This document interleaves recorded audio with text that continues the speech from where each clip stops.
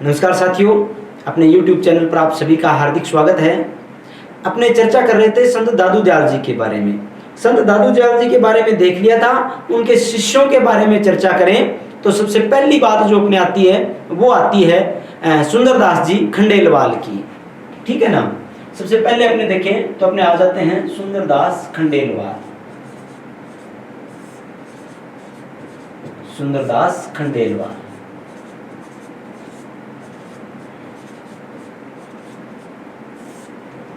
किसकी बात कर रहे हैं? अपने दादू दयाल जी के शिष्य सुंदरदास जी खंडेलवाल की बात जो हम कर रहे हैं।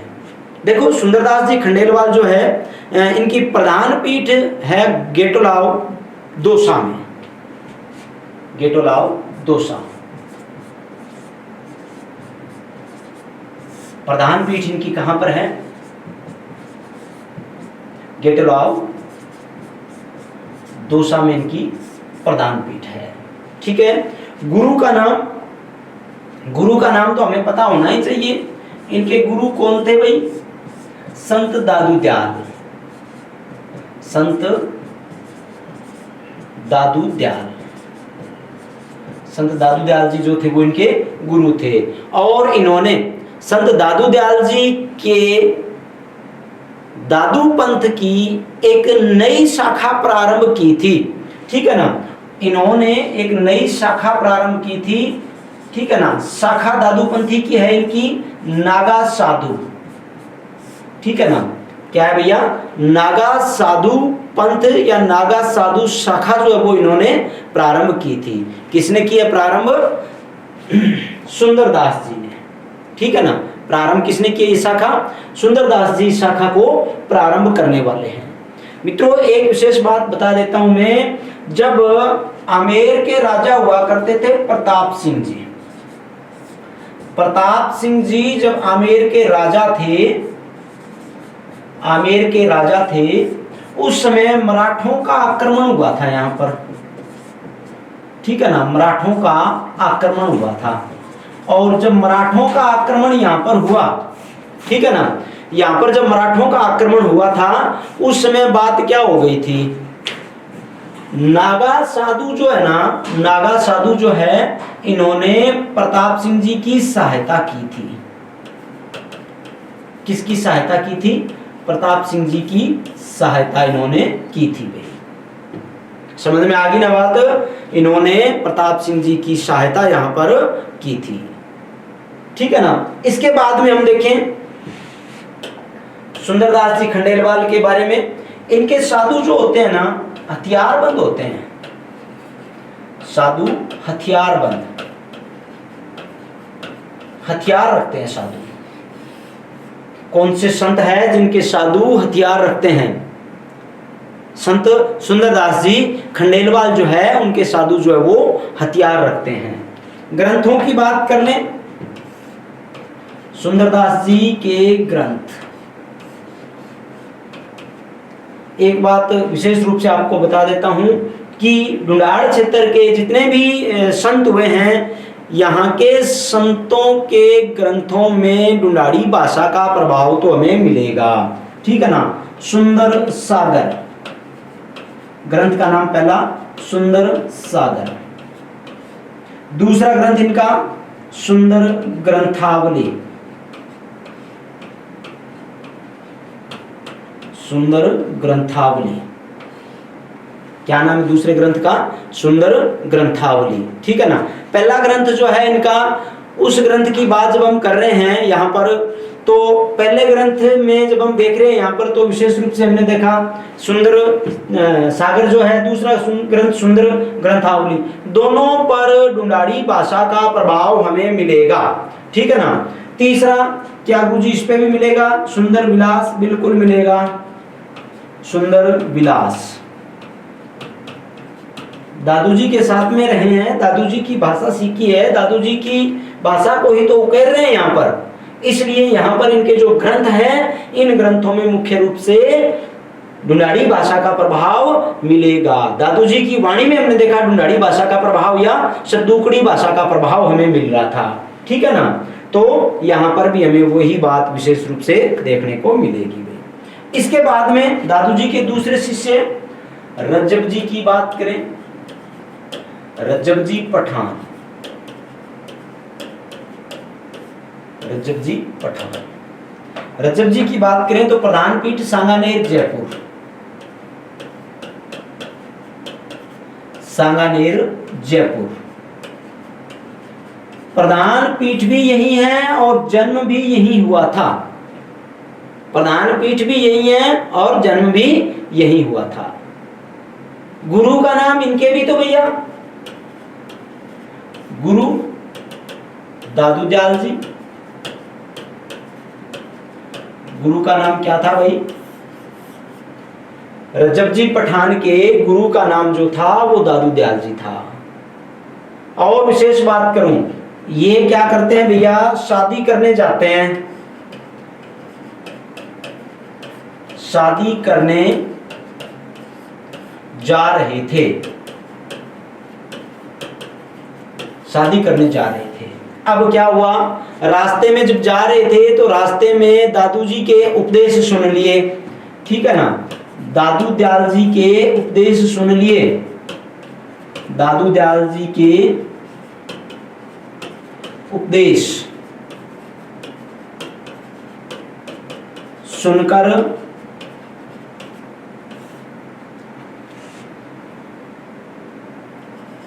शादी नहीं की, शादी नहीं की। और विशेष बात, आजीवन दूल्हे के वेश में रहने वाले संत थे, आजीवन दूल्हे के वेश में रहे थे, दूल्हे के वेश में रहे थे।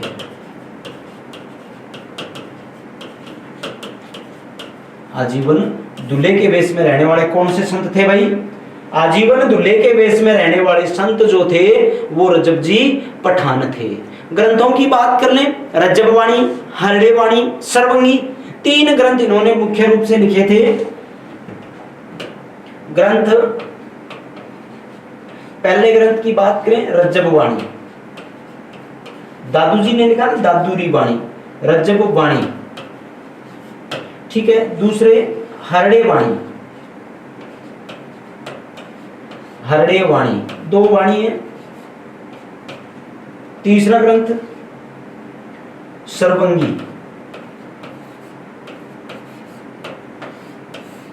तीसरा ग्रंथ इनका जो है वो है सर्वंगी, ठीक है ना, सर्वंगी इनका तीसरा ग्रंथ आ जाता है। ये 2 प्रमुख शिष्य आ गए थे संत दादू दयाल के। इनके बाद में दादू दयाल जी के 2 शिष्य जो दादू दयाल जी के पुत्र हुए थे, एक गरीबदास, पहले कौन थे? गरीबदास जी, गरीबदास दादू दयाल जी के पुत्र हुए थे और इन्होंने खालसा पंथ प्रारंभ किया था भैया,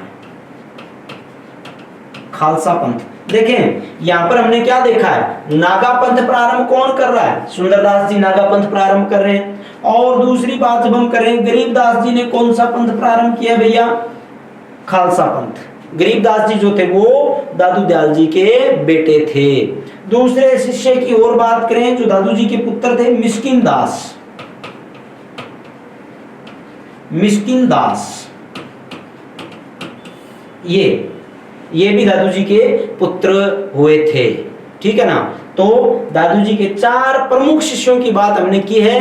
कुल शिष्य तो 152 थे, ठीक है ना, कुल शिष्य तो 152 थे, जिनमें से 100 शिष्यों की बात हमने की है कि एकांतवासी थे और 52 शिष्यों ने प्रमुख रूप से प्रचार प्रसार दादू पंथ का किया था, इसलिए उनको दादू जी के स्तंभ बावनी के रूप में जाना जाता है। उन 52 में से मुख्य 4 शिष्यों की बात हमने की है, सुंदरदास जी खंडेलवाल, रज्जब जी पठान, गरीबदास जी, मिस्किन दास जी।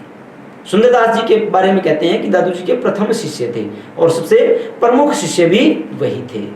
अब संत दादू संप्रदाय के बाद में, दादू संप्रदाय के बाद में नए संत अपने आ जाएंगे। यहां पर संत पीपा, संत पीपा, संत पीपा, या मूल नाम में इनका लिखूं, मूल नाम प्रताप सिंह खींची, मूल नाम प्रताप सिंह खींची। प्रताप सिंह खींची। साथियों, हर एक संत, हर एक लोक देवता, हर एक लोक देवी जो भी है, सभी से संबंधित कहानियां हैं बहुत सारी। संत पीपा से संबंधित भी कहानी है और लोक देवी देवता संप्रदाय कोई भी देखें हम, ठीक है ना, सबसे संबंधित कहानियां हैं और बहुत लंबी लंबी कहानियां हैं, ठीक है ना। अपने यहाँ पर जो चर्चा कर रहे हैं, कहानियों की चर्चा ना करके अपने यहाँ पर चर्चा जो वो चर्चा कर रहे हैं जिनसे सीधे सीधे प्रश्न आते हों, ठीक है ना। अपने कहानियों से मतलब नहीं है, अपने मतलब उन बातों से है जिनमें से अपने फायदा हो, प्रश्न जो है वो सीधे आए। हो सकता है कईयों को ऐसे लगे कि भाई ये कहानी वाणी नहीं बताते, भाई कहानी वाणी बताएंगे तो फिर बाद में टाइम है कहाँ कहानी बताने का और ना किसी को कहानी सुनने का टाइम, ठीक है ना। अपने टाइम इतना है कि इनके बारे में जो अच्छी बातें, जो प्रश्न आ सकते हैं ना, उनकी चर्चा कर ले तो बहुत अच्छी बात है, ठीक है ना। तो संत पीपा जी की बात कर रहे हैं। मूल नाम इनका क्या था भाई? प्रताप सिंह खींची। गागरोन के नरेश हुआ करते थे। गागरोन के राजा थे। इनके पिता जो थे कड़ावा राव खींची। पिता का नाम क्या था भाई? कड़ावा राव खींची। कड़ावा राव खींची, ठीक है ना। कहां के राजा थे भाई? गागरोन के राजा हुए थे भाई, गागरोन के राजा। मित्रों, कहा जाता है कि एक जगह हमें पढ़ने को मिलता है कि संत पीपा जो थे ना, वो शासक तो थे ही। संत पीपा ने क्या किया था? अपना राजपाट जो था ना, अपना सारा राजपाट अपने चचेरे भाई अचलदास खींची को सौंप दिया था, ठीक है ना। सारा राजपाट जो था वो संत पीपा ने अपना राजपाट, ये कई किताबों में मिलता है, हर जगह तो नहीं देख पाते हैं, अपना राज्य अपने भाई अचलदास खींची को सौंप दिया था। अचलदास खींची को सौंप दिया था, ठीक है ना। अचलदास खींची को सौंप दिया। क्यों? स्वयं तो भक्ति की इच्छा थी। गुरु रामानंद जी के साथ में जब से रहना प्रारंभ किया, यानी गुरु का नाम क्या था इनके? गुरु थे रामानंद जी। गुरु रामानंद जी। गुरु के साथ में जब से रहना इन्होंने प्रारंभ किया, तब ये क्या कर रहे हैं भाई? संत पीपा जी जो है वो अपना राजपाट जो है वो छोड़ देते हैं भाई, सारा का सारा, ठीक है ना। सारा राजपाट अपना छोड़ दिया था। संत पीपा के बारे में एक प्रमुख प्रश्न आता है कि किस प्रकार के संत है। मित्रों, ये सगुण और निर्गुण, सगुण और निर्गुण दोनों तरह के संत हैं। सगुण और निर्गुण संत माने जाते हैं संत पीपा जी, ठीक है ना। संत पीपा जी जो वो सगुण और निर्गुण संत माने जाते हैं। अब बात आ जाती है प्रमुख मंदिर की या प्रमुख पीठ की। प्रमुख पीठ इनकी कहां पर है? समदड़ी बाड़मेर में। समदड़ी बाड़मेर। गुफा कहां पर है संत पीपा की? गुफा की बात करें तो टोडा गांव टोंक में। टोडा ग्राम टोंक में, ठीक है ना। टोडा गांव टोंक में संत पीपा की प्रमुख गुफा बनी हुई है। और छतरी की बात करें, संत पीपा जी की छतरी ये है मित्रों गागरोन में। गागरोन, झालावाड़, या मैं यहां पर अलग नाम लेना चाहूं तो कालीसिंध नदी के किनारे। कालीसिंध नदी के किनारे। कालीसिंध नदी जो है उस नदी के किनारे संत पीपा की छतरी बनी हुई है भाई, ठीक है ना। अब विशेष बात आ जाती है कि कोई विशेष संप्रदाय के या विशेष समुदाय के आराध्य देव के रूप में पूजे जाते हैं क्या? तो देखें, संत पीपा की बात करें तो संत पीपा जो है ना वो दर्जी समुदाय के, दर्जी समुदाय जो है, दर्जी समुदाय के आराध्य देव माने जाते हैं। दर्जी समुदाय जो है वो इनको प्रमुख रूप से पूजता है भाई, ठीक है ना। अब ग्रंथों की बात करें, ग्रंथ तो वैसे खुद का तो कोई था नहीं भाई, लेकिन इनके उपदेश जो है ना वो गुरु ग्रंथ साहिब में, गुरु ग्रंथ साहिब में, गुरु ग्रंथ साहिब में इनके उपदेश लिखे हैं भाई, इनके उपदेश लिखे हैं, ठीक है ना।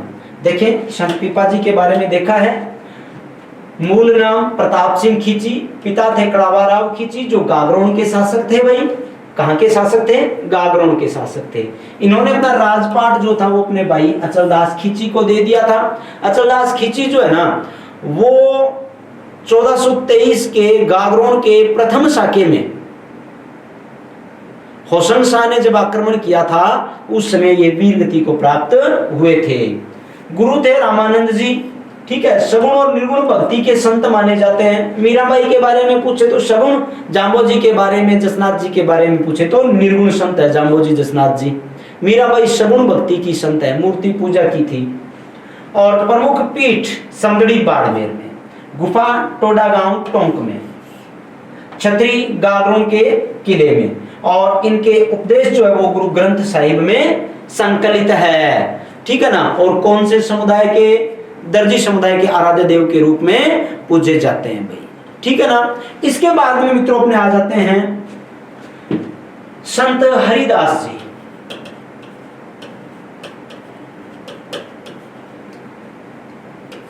संत हरिदास जी, संत हरिदास जी की बात करें, देखें संत हरिदास जी की बात जब हम करें, ये भी सगुण और निर्गुण संत थे भाई। एक नंबर बात, संत हरिदास जी जो थे ये भी संत पीपा जी की तरह सगुण भक्ति और निर्गुण भक्ति के संत थे भाई, ठीक है ना। सगुण भक्ति और निर्गुण भक्ति के संत थे। संत हरिदास जी जो थे ना प्रारंभ में डाकू थे, प्रारंभ में डाकू थे भाई। संत हरिदास जी जो थे वो प्रारंभ में क्या थे भैया? डाकू हुआ करते थे। जन्म स्थान की बात करें, जन्म कापड़ोद नागौर में, जन्म कापड़ोद नागौर में इनका जन्म हुआ था। कहां पर हुआ है भैया जन्म? कापड़ोद नागौर में हरिदास जी का जन्म हुआ था, ठीक है ना। लेकिन समाधि तो कहीं और है भाई, समाधि गाढ़ा डीडवाना में, गाढ़ा डीडवाना नागौर। गाढ़ा डीडवाना कहाँ है आपका? इनकी समाधि गाढ़ा डीडवाना में है। जन्म कापड़ोद नागौर में हुआ है, समाधि गाढ़ा डीडवाना में है भैया। समाधि कहां पर है इनकी? गाढ़ा डीडवाना में है भाई। संप्रदाय की बात करें, संप्रदाय मित्रों इन्होंने एक विशेष संप्रदाय शुरू किया था, निरंजनी संप्रदाय। निरंजनी संप्रदाय कौन सा संप्रदाय शुरू किया इन्होंने? निरंजनी संप्रदाय जो था वो इन्होंने शुरू किया है, ठीक है ना। निरंजनी संप्रदाय को शुरू करने वाले संत कौन थे भाई? हरिदास जी का नाम अपने सामने आ जाएगा। इन्होंने पंथ प्रारंभ कौन से किए भाई? एक निहंग, कौन सा पंथ? निहंग पंथ, ठीक है ना। दूसरा दरबारी, ठीक है। तो इनके पंथ इंपोर्टेंट भी है भी, निहंग और दरबारी इनके प्रमुख पंथ माने जाते हैं भैया, ठीक है ना। पंथों की बात करें तो निहंग और दरबारी जो है वो इनके पंथ माने जाते हैं, जो कलयुग के वाल्मीकि के पंथ है। यानी हरिदास जी जो है वो कलयुग के वाल्मीकि कहलाते हैं। कलयुग के वाल्मीकि कहलाते हैं। कलयुग के वाल्मीकि की बात हमें पूछे कि भाई साहब कलयुग के वाल्मीकि कौन है, तो अपने हरिदास जी है भैया। ग्रंथों की बात करें, 2 ग्रंथ प्रमुख रूप से इनके आते हैं। हरिपुरुष की वाणी, हरिपुरुष की वाणी,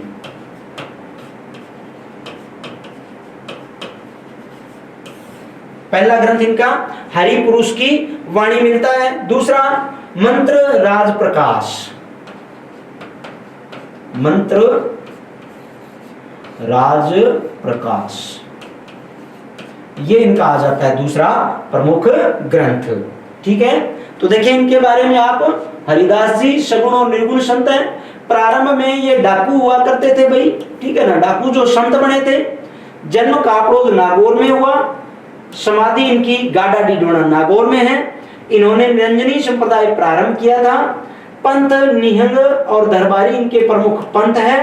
ग्रंथ इनके हरिपुरुष की वाणी और मंत्र राज प्रकाश है। और इधर इनको कलयुग का वाल्मीकि कहते हैं। क्या कहते हैं इनको? कलयुग के वाल्मीकि के नाम से ये जाने जाते हैं। आज के लिए इतना ही। नई क्लास में नई बात के साथ में फिर से अपने मिलेंगे, तब तक धन्यवाद।